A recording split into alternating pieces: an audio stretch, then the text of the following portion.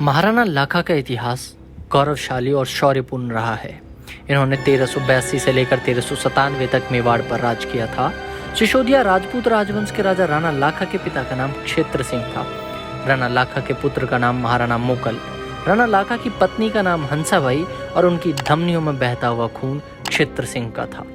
महाराणा लाखा या राणा लाखा, इन्हें लक्ष्य सिंह के नाम से भी जाना जाता था।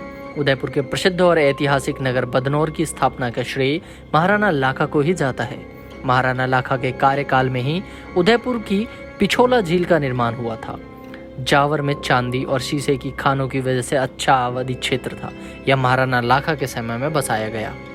प्रसिद्ध लेखक डॉक्टर उपेंद्र नाथ के अनुसार राणा लाखा का शासनकाल 1382 ईस्वी से लेकर 1397 ईस्वी तक बताया जाता है।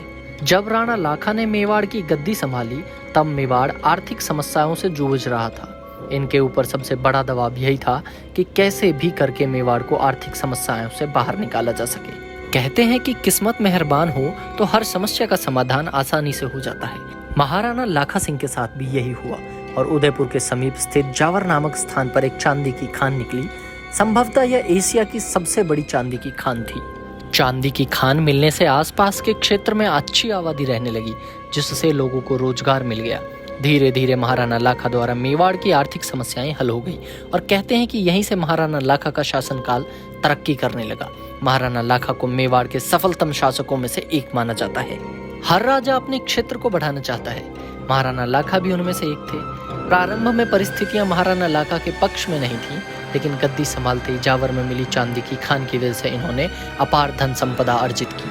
राणा लाखा ने बदनौर जीतकर अपनी विजय अभियान की शुरुआत की। यह क्षेत्र पहले मेरों के पास था। धीरे धीरे राणा लाखा ने बूंदी के शासक वीर सिंह हाड़ा को पराजित कर दिया। उसके बाद इन्होंने शेखावटी, जहाजपुर आदि क्षेत्रों को जीतकर अपने राज्य में मिला लिया। धीरे धीरे राणा लाखा अपने क्षेत्र और प्रभाव को बढ़ाते रहे। इसी बीच उन्होंने आमेर में साखला राजपूतों को हराया। मेवाड़ का उमराव बनाने से पहले राणा लाखा ने डोडिया राजपूतों को छोटी छोटी जागीरें प्रदान की। जब राणा लाखा मेवाड़ के राजा थे उस समय दिल्ली सल्तनत गयासुद्दीन के हाथ में थी। गयासुद्दीन बड़े ही महत्वाकांक्षी राजा था। वह भी अपने क्षेत्र को बढ़ाना चाहता था और अपने प्रभुत्व को बढ़ाना चाहता था। इसीलिए वह बदनौर आया। बदनौर में गयासुद्दीन का सामना मेवाड़ के शासक राणा लाखा से हुआ। राणा लाखा इस समय बहुत ही मजबूत स्थिति में थे। उन्होंने सुल्तान गयासुद्दीन को बुरी तरह पराजित कर दिया। गयासुद्दीन को राणा लाखा ने इस शर्त पर जिंदा छोड़ा कि वह काशी जी, गया जी और प्रयागराज जैसे तीर्थ स्थानों पर जाने वाले हिंदुओं से कर वसूली नहीं करेगा। राणा लाखा ने भी गयासुद्दीन को स्वर्ण और घोड़े भेंट किए। हालांकि इस घटना के बारे में कोई सुदृढ़ साक्ष्य मौजूद नहीं। यह मेवाड़ के ख्यातों पर ही आधारित है। इतना ही नहीं, महाराणा लाखा ने मालवा और गुजरात के मुस्लिम शासकों के साथ संघर्ष किया और जीत हासिल की। राणा लाखा के लिए यह बड़ी जीत थी कि उनके होते हुए मुस्लिम शासक मेवाड़ को किसी भी तरह की क्षति न पहुंचा सके। सन 1396 ईस्वी में मांडलगढ़ जीत लेने के बाद भी गुजरात का जफर खान मेवाड़ में प्रवेश नहीं कर सका। कहा जाता है कि राणा लाखा का विवाह भी सशर्त हुआ था।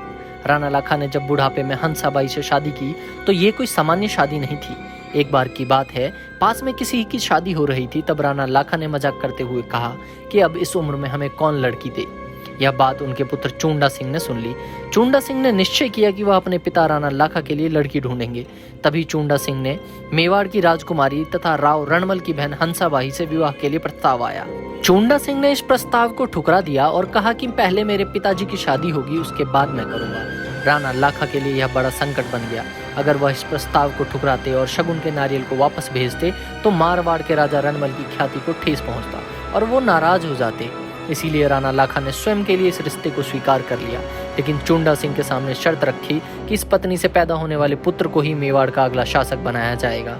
अपनी प्रतिज्ञा को पूरा करने के लिए चुंडा सिंह ने यह शर्त मान ली और इस वजह से राणा लाखा और हंसाबाई का पुत्र महाराणा मोकल मेवाड़ का अगला शासक बना।